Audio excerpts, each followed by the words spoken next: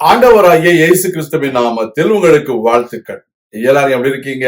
சுகமா இருக்கீங்களா? சந்தோஷமா இருக்கீங்களா? இந்த நாளிலும் ஆண்டவர் கொடுக்கிற ஆசீர்வாதமான வார்த்தை யோவான் 6ஆம் அதிகாரம் 38ஆம் வசனம். John's gospel chapter 6 verse 38. என் சித்தத்தின்படி அல்ல, என்னை அனுப்பினவருடைய சித்தத்தின்படி செய்யவே நான் வானத்திலிருந்து இறங்கி வந்தேன். அருமையான தேவனுடைய பிள்ளைகளே, ஆண்டவராகிய இயேசு கிறிஸ்து நமக்கு ஒரு முன்மாதிரியாக இருக்கிறார், ஒரு எடுத்துக்காட்டாக இருக்கிறார். பிதாவாகிய தேவன் வானத்திலிருந்து அவரை எதற்காக இந்த பூலோகத்திற்கு அனுப்பினாரோ அந்த காரணத்தை முன்னிட்டு ஆண்டவர் தன்னுடைய வாழ்க்கையை அதற்கு ஏற்றபடி அமைத்துக் கொண்டார். என்ன நோக்கத்தோடு கூட பிதாவாகிய தேவன் பூலோகத்திற்கு குமாரனாகிய இயேசு கிறிஸ்துவை அனுப்பினாரோ அந்த நோக்கத்தை நிறைவேற்றுகிற ஒரு எண்ணமே தவிர வேறு எதுவுமே ஆண்டவராகிய இயேசு கிறிஸ்துவிடத்திலே இல்லை. இன்றைக்கு அவரை பின்பற்றுகிற நாமும் நம்மை தேவன் எதற்காக இந்த பூலோகத்திலே உருவாக்கினாரோ, எதற்காக நம்மை அழைத்தாரோ, எதற்காக நம்மை தெரிந்து கொண்டாரோ அந்த நோக்கத்தை நாம் நிறைவேற்றுகிறவர்களாக இருக்க வேண்டும்.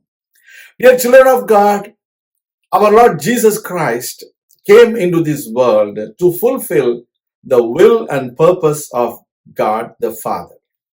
The same way, we also have to fulfill the purpose and plan and will of God in our life. That is the best option for every one of us to do in this world.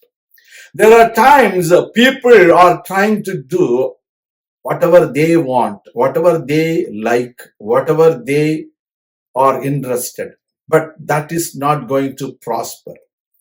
If we do God's plan and purpose in our life, it is going to be a great success in our life.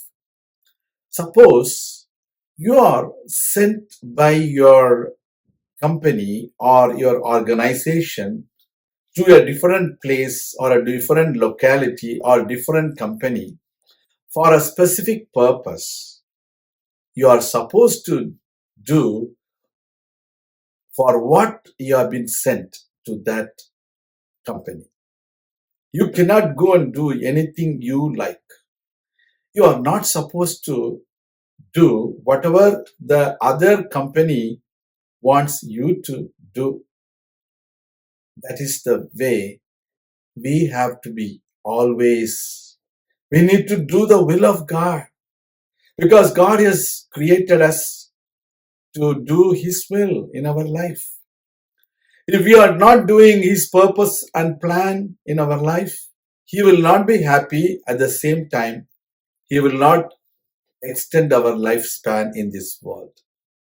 That is the reason there are people in the world, they are going away from this world in a shorter period. They are not doing what God wants them to do. They are doing what the devil wants to do. That is why the devil takes their life. The devil is coming to kill and steal and destroy their life. The devil comes and destroy their life, steal their peace, and kill their family. So today, let us do the will of God in our life as God did. கர்த்தருடைய பிள்ளைகளே, சவுலை ஆண்டவராகிய இயேசு கிறிஸ்து தெரிந்து கொண்ட பொழுது, ஆண்டவரே, நான் என்ன செய்ய சித்தமா இருக்கிறீர் என்று அவன் கேட்டான். அந்த வேளையில் தேவ சித்தத்தை ஆண்டவராகிய இயேசு கிறிஸ்து வெளிப்படுத்தினார். அந்த சித்தத்தை நிறைவேற்றினபடியினால் இன்றும் பவுலை குறித்து நாம் பேசுகிறோம். அதே போல உங்கள் வாழ்க்கை, உங்களை குறித்து எல்லாரும் பேச வேண்டும் என்றால், உங்கள் வாழ்க்கை அநேகருக்கு ஆசீர்வாதமாக இருக்க வேண்டும் என்றால், நீங்களும் தேவ சித்தத்தை செய்யுங்க. கர்த்தர் உங்களை ஆசீர்வதிப்பார். நான் உங்களுக்காக ஜெபிக்கிறேன்.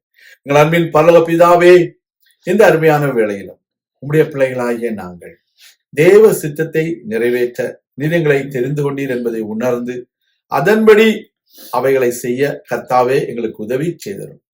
உங்களுடைய சித்தத்தை தவிர நாங்கள் வேற எதையும் செய்யாதபடிக்கு நாங்கள் இந்த உலகத்திலே உமக்கு பிரியமுள்ளவர்களாய் உமக்கு பயந்தவர்களாய் வாழ எங்களுக்கு உதவி செய்தரும். எங்களை தாழ்த்தி உடைய கரங்களில் ஒப்புக் கொடுக்கிறோம். இயேசு கிறிஸ்துவின் நாமத்தில் ஜெபிக்கிறோம் எங்கள் நல்ல பிதாவே, ஆமேன்.